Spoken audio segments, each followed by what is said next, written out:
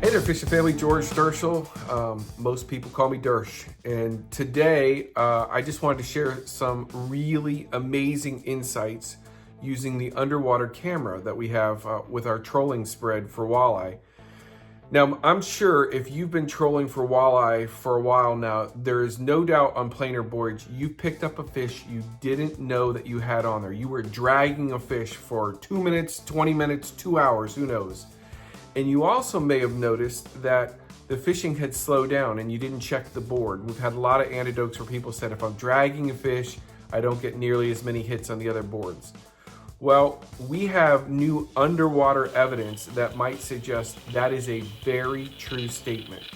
So you've got to see this video coming up. We've been using this trolling camera for a while, and the underwater video is pretty telling about what happens with the audio in the water between a normal rattling lure and what happens when there's tension, and it doesn't matter if it's braid or monofilament, how it changes the audio underwater. And let me tell you, it's not good. It's not good for the rest of your spread, and certainly not good for those lures that are closest to that dragging fish in the lineup. So check this out. So welcome underwater. This is Lake Erie's Western Basin. And if you're wondering how we're getting these pictures, first of all, let me give you the context. A couple years ago, we started working with this Go Fish underwater camera. It sits about 3 feet away, no more than 3 feet away from the actual lure itself, just above the leader. It trolls along like a bullet in the water, and we've had quite a few times where the fish have come up and actually tried to eat the camera or attack the camera rather than the lure, as you're going to see here in just a second. So this is how we're getting the pictures.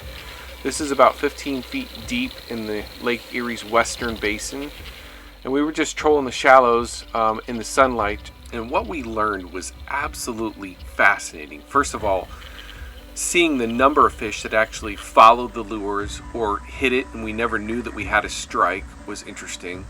The other thing was hearing just how much sound some of these lures actually put off into the water. And we could see those ball bearings rattling actually called fish in. So your bandit lures and some of those reef runners and mag 44s that put out the sound, they absolutely make a difference. So that was one of the big observations. That was a smallmouth that swam by in the background there. So I'm going to show you a bandit style lure and a sheephead that comes up and hits it. Now he makes a left-hand turn, comes up, grabs it. Listen to this. Listen to the audio in the water. There's just screaming that happens in the tension. Now I know you don't drag too many of these at this size, but we actually witnessed fish moving stage left and stage right to get away from the noise, not come closer. And here's just one more example of the commotion that a fish creates being hooked. I'll show you the walleye in a second, but listen to this.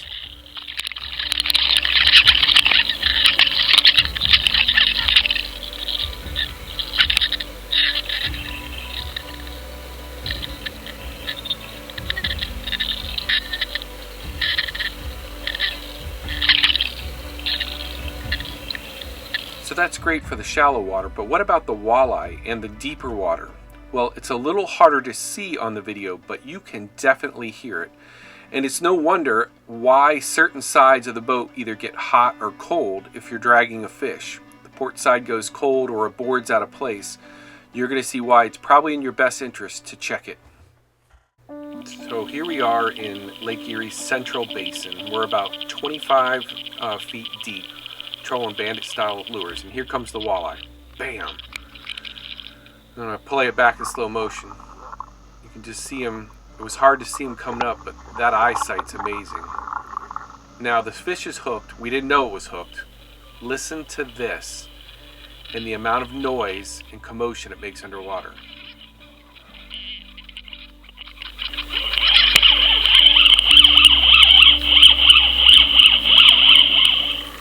So this one is about 30 to 35 feet down in the central basin, and you're about to see, well, it's difficult to see but in this depth of water, but you're going to see the walleye hit the lure, and then the sound on this one is simply amazing. And we did drag this fish for a little while. It was the outside board.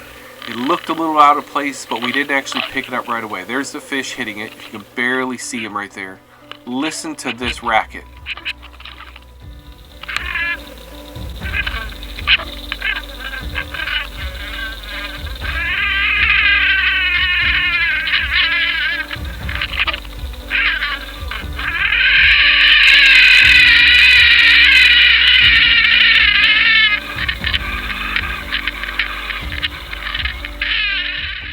I don't know about you, but that's just hard to listen to even from sitting in this chair in front of the computer.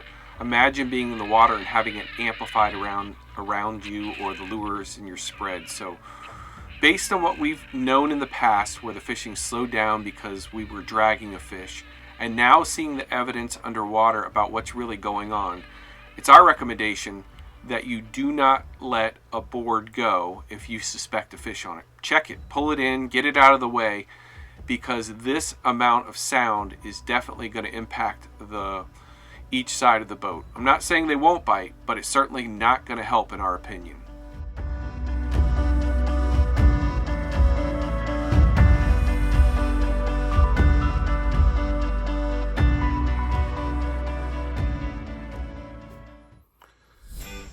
So I hope that helps. I know we've had a lot of people who've said, dragging fish typically impacts the number of fish they're picking up, but that is pretty telltale about what's going on underneath, and the audio of the lines screaming through the water when there's tension. And it didn't matter if it was braid, it didn't matter if it was monofilament, we had the same sounds going on. And the bigger the fish, obviously, the louder the sound got with the tension. So that can't be good for continuing to catch walleye in the spread. So hopefully that helps you out and impacts you. Until next time, best of luck and tight lines.